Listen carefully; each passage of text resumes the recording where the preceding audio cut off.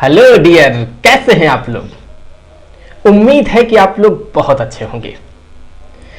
तो आज के इस वीडियो में हम एक ज्योमेट्री मैथ प्रॉब्लम एक बार फिर से सॉल्व करेंगे। बहुत ही इंटरेस्टिंग प्रॉब्लम है, लेकिन उसे सॉल्व करने से पहले जो मेरी आपसे बार बार शिकायत है, वो शिकायत जो है दूर नहीं हो पा रही है, वो प्रॉब्लम मेरी सॉल्व नहीं हो पा रही है।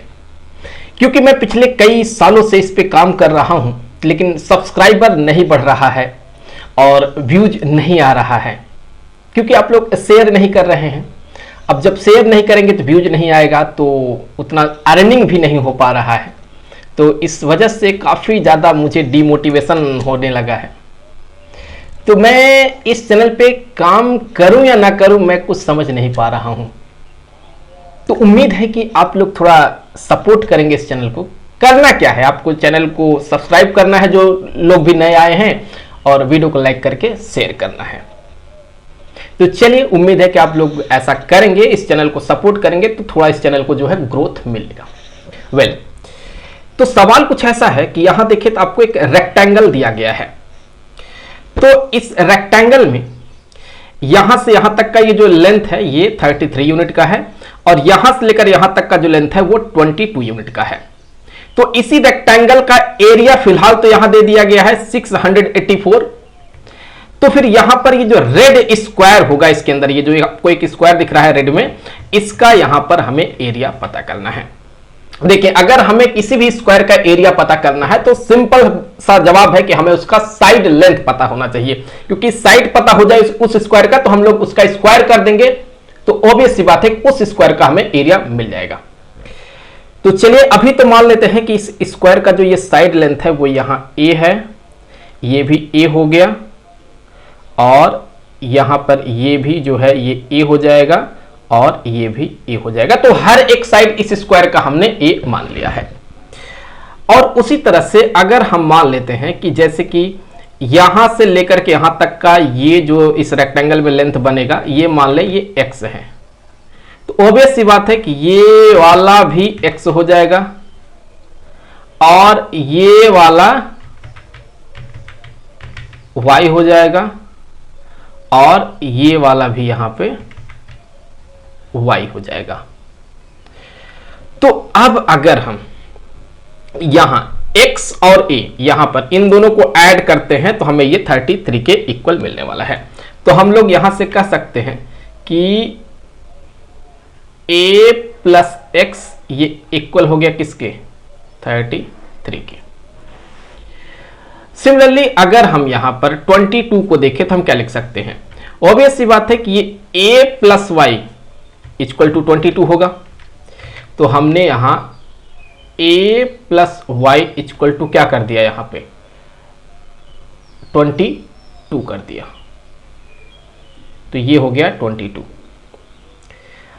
अब क्या है कि हम यहां पर दोनों को ऐड करने वाले हैं। सो अगर ऐड करते हैं, अगर इन दोनों इक्वेशन को ऐड करते हैं तो ये हो जाएगा 2a plus x plus y equal to, ये ऐड हो गया कितना हो जाएगा 55। तो यहां से x plus y equal to 55 minus में 2a। तो इसे मान ले कि ये है इक्वेशन नंबर 1। तो अब यहां से क्या करेंगे कि जो एरिया ऑफ रेक्टेंगल होगा वो यहां पर हम फार्मूला अप्लाई करने वाले हैं। तो जैसे कि एरिया ऑफ रेक्टेंगल यहां कुछ इतना दिया हुआ है, और एक रेक्टेंगल का एरिया क्या होता है, लेंथ इनटू ब्रेड्थ। तो इसका जो विड्थ होगा वो यहां पर देखा जाए तो ये विड्थ जो होगा वो इसी स्क्वायर के साइड ए के बराबर होगा, और फिर यहां से लेकर के यहां तक का ये जो टोटल बनेगा ये हम कह सकते हैं हो जाएगा x plus a plus y, या x प्लस वाई को एक साथ लिख लेते हैं। तो a plus x plus y ये हो जाएगा इतना, यहां x प्लस वाई प्लस, ठीक है, तो ये हो गया कुछ इतना।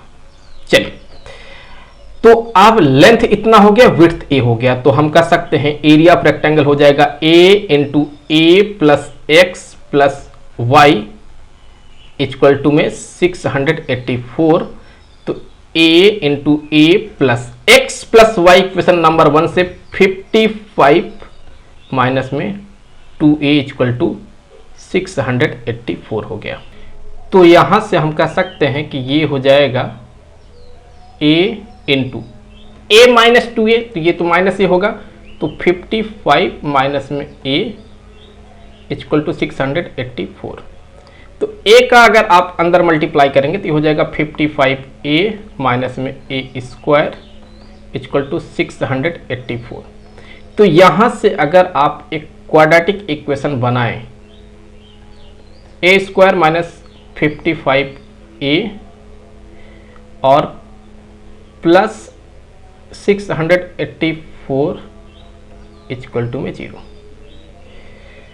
तो ये जो है ये एक ए के फॉर्म में देखें तो क्वाड्रेटिक इक्वेशन बना है। अब अगर ये ए के फॉर्म में क्वाड्रेटिक इक्वेशन है तो ऑब्वियस सी बात है कि यहां इसको सॉल्व करेंगे तो हमें ए के दो वैल्यू मिलेंगे। क्या दोनों वैल्यू एक्सेप्ट किया जाएगा या कोई एक ही वैल्यू एक्सेप्ट किया जाएगा, बाकी रिजेक्ट हो जाएगा? तो चलिए एक बार देख लेते हैं ए के दो वैल्यू क्या आते हैं। तो यहां से हम कह सकते हैं ये हो जाएगा ए स्क्वायर माइनस, इसे लिख सकते हैं 19a माइनस में 36a प्लस 684 इक्वल टू में 0। तो a कॉमन कर लें तो a माइनस में हो जाएगा 19 और माइनस में 36 कॉमन कर लें तो हो जाएगा a माइनस में 19 विच इज इक्वल टू 0। तो एक ब्रैकेट में आ गया a माइनस 19, दूसरे ब्रैकेट में आ गया a माइनस में 36 इक्वल टू 0।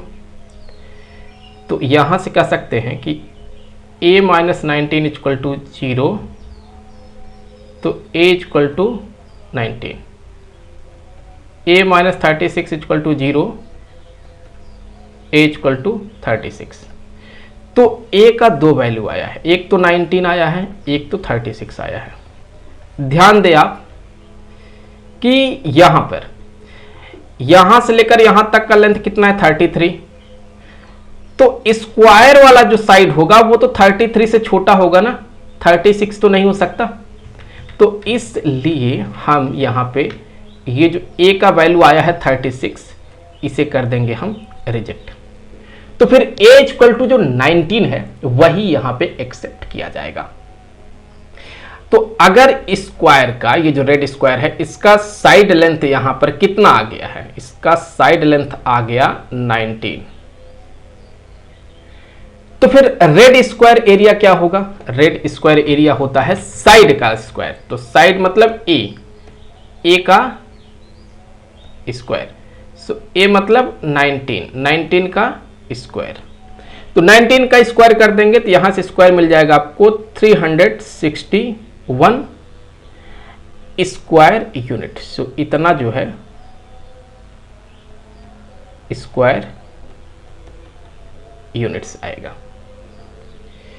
तो मुझे उम्मीद है कि ये वीडियो आपके लिए काफी हेल्पफुल रहा होगा। मिलेंगे आपसे अगले वीडियो में किसी दूसरे क्वेश्चन के साथ, तब तक के लिए खुश रहें, गुड बाय।